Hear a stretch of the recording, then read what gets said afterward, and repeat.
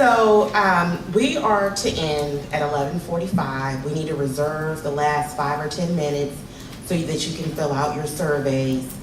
I hope that in listening, you captured the passion that many of us have as environmental justice practitioners. Now, tying it to the discussion and topic of today, you heard a variety of aspects from the development of social impact assessment through the NEPA process, the development and influence of social impact assessments in research through the creation of the Chi-Town in LA, and of course, Robert's discussion of the multiple influences of the ties between adverse effects and willingly providing a condition that continues to negatively impact low-income and minority citizens in our nation. As we move into our Q&A discussion, I just wanted to start with a question for our panelists.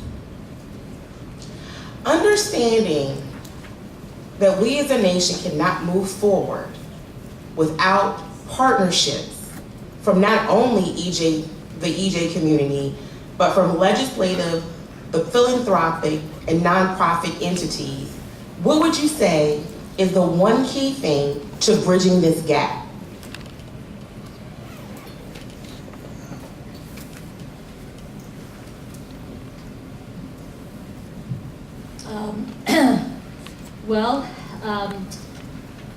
Data is, I think, is critical and it's valuable and can serve as an advocacy tool, as I have mentioned earlier.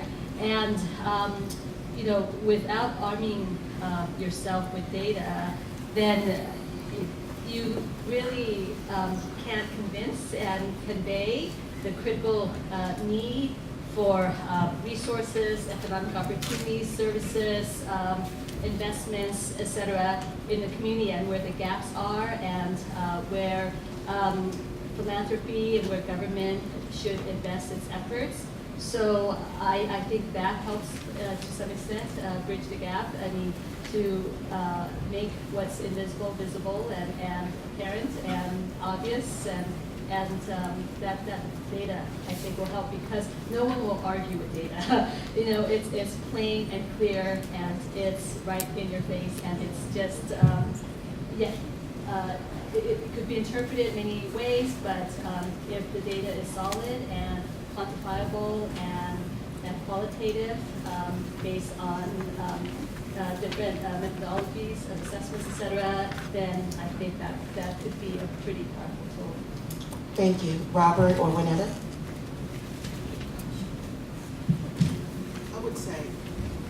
I would say the law and the vote. You have to hold your elected officials accountable. These constituents, in my experience, I've seen too often elected officials voting against their constituents' interest as far as economic power, education, and income. So I'm going to say, some kind of marker in holding these elected officials accountable for their actions, and also the federal and state laws within your states. I would say coalition building. The mainstream environmentalists, for example, are still reeling from the fact that they did not get climate legislation passed in the first Obama administration, and they have come to recognize that it's because they tried a top-down strategy with the 4 or 5 big green groups deciding what the policy was going to be, what the law was going to be, and thinking they would be able to work across the aisle and then take a deal with the president, and then they'd ask all their minions to support it. It didn't work. Now, those same green groups are reaching out to people of color and low-income organizations led by people of color, and saying, we failed, we didn't listen to you, will you work with us? So one is coalition building. And as I said, to create the San Gabriel National Monument required a coalition of about 60 organizations, including people of color. Doesn't always work. 2 days ago, the California Coastal Commission fired the executive director, despite a coalition of green groups, and those of us who are more than environmentalists, civil rights, social and environmental justice advocates, health advocates, education advocates, came together, generated 20,000 letters of support. 700 people went to the hearing in Morro Bay, in the middle of nowhere in California, places that are not accessible to people of color and low-income people, but they went.